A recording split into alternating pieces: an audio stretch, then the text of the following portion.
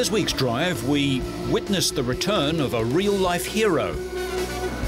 Wow. See a fiery ride to nowhere.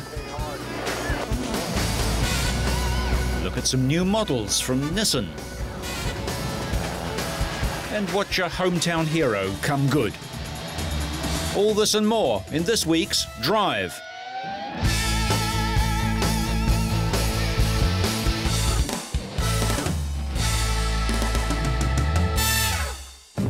To start this week, we look at how the demands of Formula One have changed a fluid that many motorists seldom think about: their engine oil. Unlike the crude stuff that comes out of the ground and is refined into golden honey-like fluid, today's high-performance engines run on man-made, so-called synthetic oil. There are great demands put on the oil in a Formula One engine, not only in terms of maximum temperature, but also in terms of viscosity. It has to ensure that every part of the engine is well lubricated. Therefore, on the one hand, it is very important that the oil is fluid and offers the least resistance possible, while on the other, every metal part must be well lubricated so that nothing goes wrong.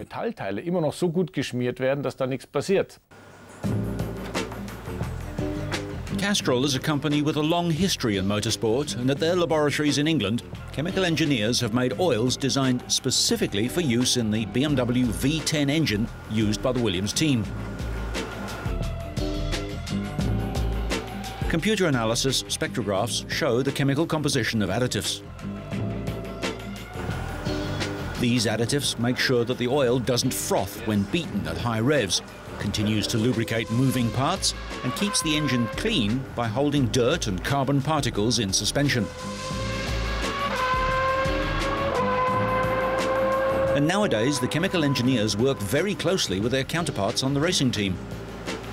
The difference is that, of course, today's oil is tailor-made.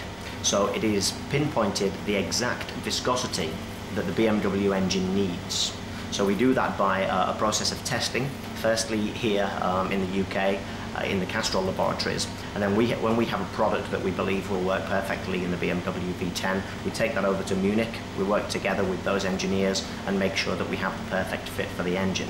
So there's a process of development which really will deliver maximum power output particularly, and that is the key difference between where we started 3 years ago and where we are today. Each version of the oil is first tested under lab conditions of maximum revs, extreme temperature and continual pressure before it gets anywhere near the hand-built BMW engine, reputed to be the most powerful motor currently racing in Formula One. Experience has shown that the right oil can make a real difference. Grundsätzlich ist das Ziel natürlich, Basically, the aim is to produce an oil that's as thin as water, but lubricates as well as really thick oil.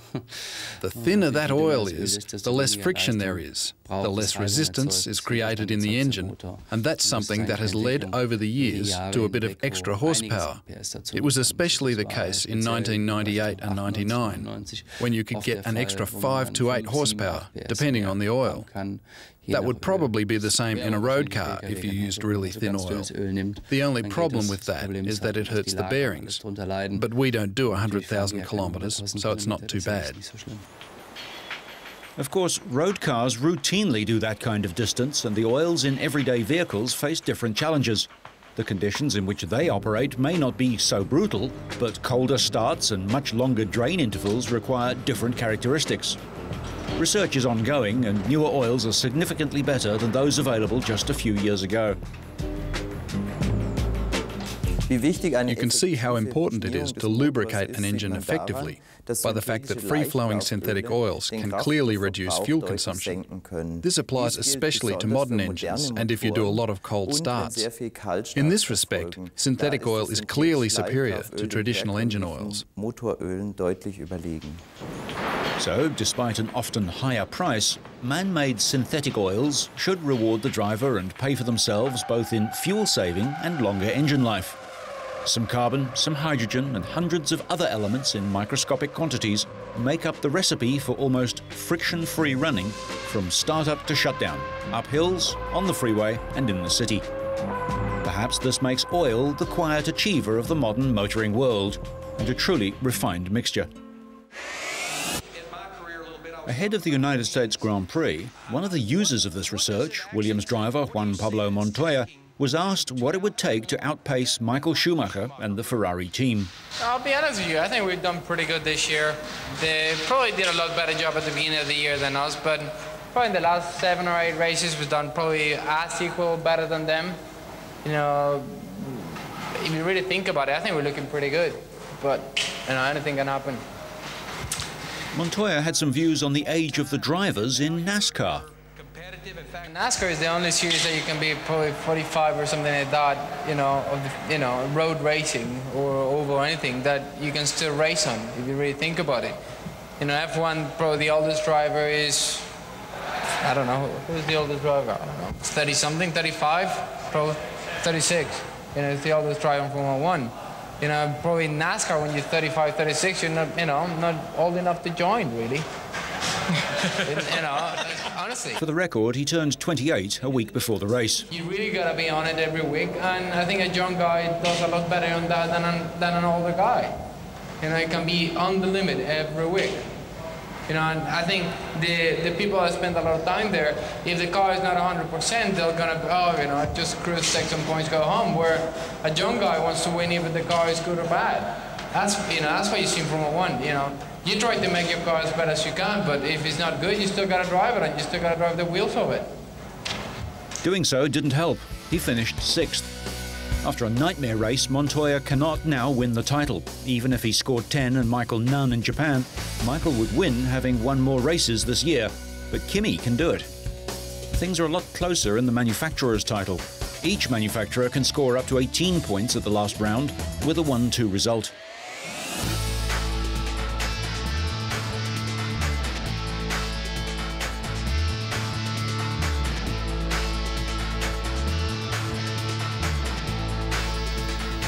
Ex-Formula 1 driver Alex Zanardi, who lost both legs in a racing crash 2 years ago, is to make a return to competition. The Italian will take part in the final race of the European Touring Car Championship at Monza, driving for BMW. The race will mark the 36-year-old's return to competition for the first time since his September 2001 accident at the Lausitzring in Germany, when his Champ Car single-seater was hit side-on by Alex Tagliani. The Italian had both legs amputated above the knee following the crash. At Monza, Zanardi will be the 3rd driver, alongside regular drivers Fabrizio Giovanardi and Antonio Garcia, in the BMW 320i, with specially adapted controls with the throttle on the steering wheel and the clutch operated on the gear shift.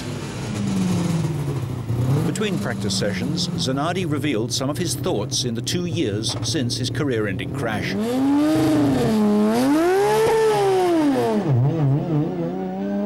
Now that I've come back to a decent lifestyle, I have nothing against going back to drive, but I had to find the right opportunity to do it because I could not be motivated. And this has nothing to do with my legs, but it's simply in my head. It's the fact that I was probably very close to not retire, but slow down anyway, because now I have a son, I have different interests. The BMW, with most of the driving functions in a video game-style handset on the steering wheel, has provided him with a chance. But did his family have any concerns or reservations when he announced that he was ready to get behind the wheel and start racing all over again? They may have some, in the sense that for them it's in a very, very small corner of their mind there is a little fear. And it's totally understandable, it's in the human nature, but probably it's not as big as a lot of people believe it is, because, I mean, my wife met me that I was a race car driver, and she's used to it. I mean, and she understands that what happened to me had a great deal of bad luck involved in it. And, I mean, yes, it may happen again, but I mean, the chance is very, very remote.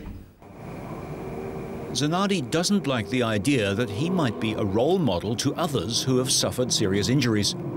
His caution is not out of any false modesty, but because he feels his sporting status may give the impression that recovery is beyond the reach of ordinary people. Instead, he believes the key to overcoming adversity is perspective. I think this is a great gift. It's not a particular merit. It's just a gift. That's the way I am. Very optimistic guy, very positive. Give me 50%, it's enough. I consider that to be sure. That had helped me a lot. And the fact that when you have a problem, you still have the capability to look around yourself. You do not shut all the doors and think only about your problem. Okay, you concentrate, you focus on your problem, but nevertheless, you look around and you say, hold on a second, I gotta keep things in perspective, you know, because I'm not the only one in this world having problems, you know, and there's gotta be a way where maybe I cannot eliminate this problem completely, but I can minimize it. And, you know, that's what I've been able to do, minimize it. It affects my life today very, very little. And my life is back where it was in terms of humor daily, or in terms of, you know, the time I spent laughing. In total, Zanardi completed 20 practice laps at the Monza Formula One circuit. I don't feel like a professional driver, he said after the session, which ended when the car suffered motor problems. I'm racing here, and then that's it. Over in America, and in front of a crowd of nearly 140,000 NASCAR fans, the NBNA 400, race 28 of 36, got underway on a track known as the Monster Mile, the Dover International Speedway in Delaware. Matt Kenseth started on pole in a race which would last for 3 hours and 40 minutes and see 13 lead changes among 7 drivers. The first crash took place just 4 laps into the race. Mike Skinner spun but managed to avoid hitting anything hard, while behind him, Ken Schrader was hit by Todd Bodine before bouncing off the wall and into the front of Skinner. On lap 81, Joe Nemechek had a tyre explode, and that sent him into the outside wall, peeling open the right side of the car, which caught fire as a result of the fuel pump being knocked off. It took workers half an hour to repair the damage done to the wall by Nemechek's car. Did it ever hit hard?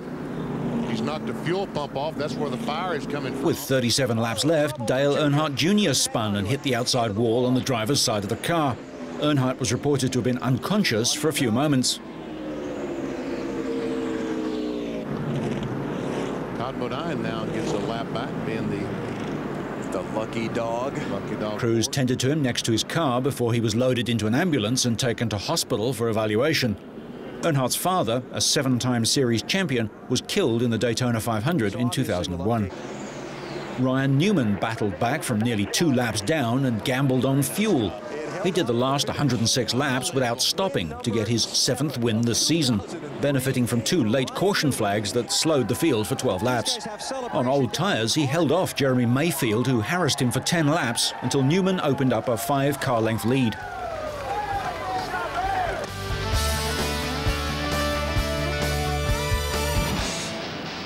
Until now, Nissan haven't had what they call a full-size sport utility vehicle, and dealers, particularly in the US, have felt this gap at the top of the range. Well, now the Pathfinder Armada has sailed into showrooms from its American factory. It's a big SUV that has enough styling to make it more than a box on wheels, and thorough off-road credentials too. According to the PR Hype, the Armada is for the adventuresome family that drives to the Grand Canyon and then rafts down the Colorado. Judging by its size, it looks like it could drive right down to the water's edge and then wade across if you wanted to. Armada uses a 5-speed automatic gearbox and a 5.6-litre V8 engine, giving 230 kilowatts. That's probably blunted a little by the Armada's 2.4-ton weight. Independent rear suspension instead of a solid rear axle improves the handling and steering, but the ride inevitably remains a trade-off between on-road and off, making it feel a little harsh at freeway speeds. It's a 3-row 8-seater with front and side ceiling airbags, anti-lock brakes with brake assist and electronic distribution. It has a tyre pressure monitor, climate control, and even power-adjustable pedals. At home in America, the Armada set sail for under $35,000. In contrast, the Maxima badge has been in the Nissan family since 1980, and the car has a reputation as a sporty sedan able to satisfy the performance-minded and the comfort seeker. Nissan doesn't expect the Maxima to rival heavyweights like Mercedes and BMW. Rather, they see it as an alternative to Toyota's Avalon, Audi's A4 V6, and the bigger Honda. Styling is most politely called dramatic, but it wouldn't be a modern Nissan if it didn't have one weird styling item, and the Maxima doesn't disappoint. A feature called Skyview is standard. It's a narrow glass skylight that runs most of the length of the roof. It doesn't open, so it can't ventilate as a true sunroof would, but neither does it rob headroom. Front and back passengers can slide covers open or closed separately to get the view or close it off. A conventional sliding sunroof is optional. Maxima comes with a 3.5-litre V6 engine delivering 200 kilowatts through either a 4- or 5-speed automatic or a 6-speed manual gearbox. The safety equipment includes front airbags, front seat side impact bags and head-protecting curtain bags front and rear, plus anti-lock brakes with brake force distribution and brake assist. Also now built in the US, Maxima starts at about $27,000. And for more money, you can get softer suspension and higher profile tyres on smaller wheels. Only in America.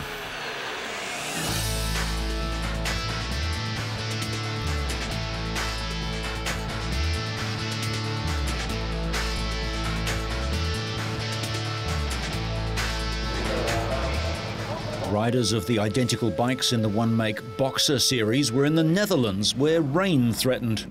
Austrian Thomas Hinterreiter won at the last round in Spain and was on pole in Holland, but there have been 4 different winners in 5 rounds.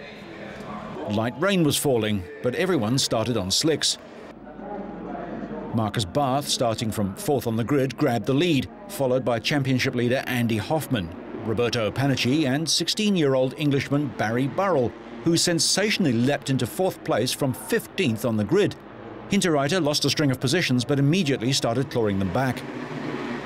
Barth was offline and got swamped, dropping back to 6th in the pack, where he was knee-to-knee with South African Lance Isaacs. Isaacs on the yellow bike was riding in the Dutch team as a replacement for injured Robert van der Molen. Isaacs had started 19th and used his World Superbike experience to jump up the order. But into the next turn, Barth and Isaacs touched, and the pint-sized South African is forced off the track and out of the race. But after 6 laps, the leading riders indicated that rain was falling out on the track, and the race was halted to allow them to change to full wet tyres. As a result of the delay, the race would be shortened to just 3 more laps.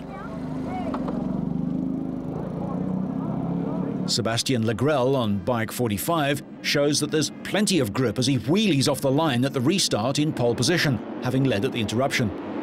He has to concede to Spaniard Fernando Cristobal and is followed by Hinterreiter, Hoffman and American Brian Parriott. But the field is a little thinner. Besides Isaacs, some other riders didn't make it out. Panicci's mechanic fitted the wrong wheel and didn't have time to correct the mistake, while Englishman Richard Cooper's bike was destroyed in pit lane when lady racer Rosanna Scolari crashed into it. On the last lap, Hoffman had moved into 2nd behind Cristobal, but lost it to a determined Legrel who has an eye on the overall championship. He wants to rein in the Swiss rider's lead.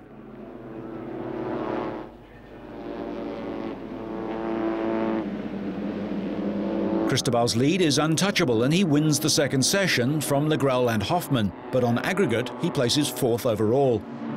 On combined times, Frenchman Legrel records his first win of the season and again shows that there's plenty of grip on the soaking track. He goes to 2nd in the title, just 4 points behind Hoffman, and the next race is at Belgium's Spa-Francorchamps. Speedway returned to one of its spiritual homes for the 8th of 9 rounds with the championship delicately poised.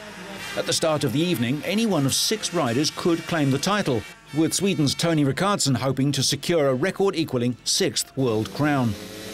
But after progressing through the early rounds, the greatest point scorer in modern speedway was boxed against the barriers by Britain's Scott Nicholls and was forced to drop back to fourth. The Swede never recovered. Nicholls took the heat with local Jaroslav Hempel, the newly crowned under-21 world champion, second. Rickardsson was eliminated with just 6 championship points, and he faced the reality that a third world title in as many years had all but evaporated. Not that it was much consolation, but Rickardsson became the first rider to pass 1,000 career World Championship points. His departure left the way open for his rivals, and they took full advantage. In the draw for the final, Poland's Tomasz Golob, winner of 7 Grand Prix here, drew the preferred lane 2. Australia's Jason Crump appeared to have stolen a march on the 31-year-old local star into the first bend, but Golob recovered, took the lead and stormed away to eventual victory. Crump took second place, with Denmark's Nicky Pedersen close behind. The pair happy to settle for second and third places after that, since they have the most to gain from Rickardsson's unexpected demise. Golob crossed the line in typical style, the master of the 348-metre oval, and the crowd rose to cheer their hero, who, despite being out of the championship running, proved he can still compete with the elite. Crump gained 20 points on the night, with Pedersen 18, taking them 12 and 11 points respectively ahead of Rickardsson, an all but conclusive gap with just 1 round of the championship to come. The result puts Crump into a 1-point lead in the title.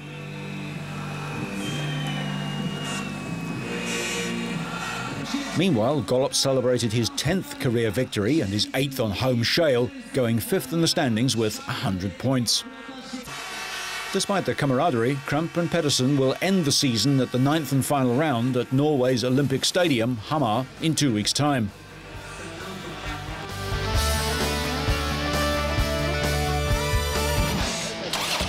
And finally, the boundaries of art, music and motorcycles were blurred in Berlin when 9 Harley-Davidson riders got together to perform an unusual concert.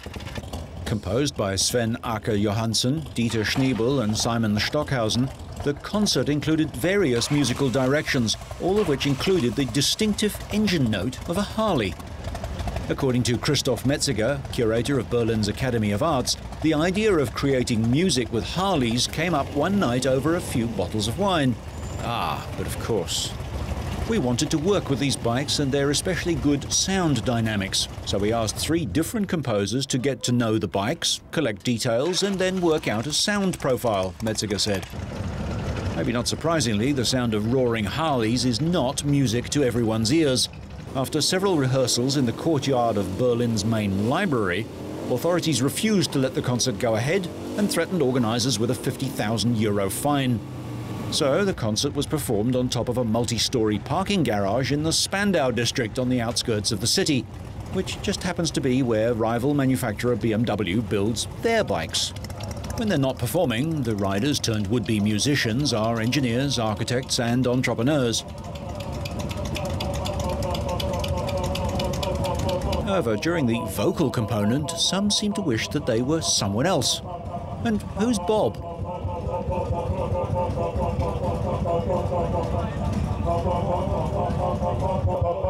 Harley-Davidson have registered the exhaust note of their bikes as a trademark, so depending upon what the lawyers have to say, the concert may never be heard anywhere else. Whether that's good or bad depends upon your idea of music. So, whether it's a new model, a trip to the beach or a brave return, so you stay on track and up to speed, make sure you catch next week's Drive.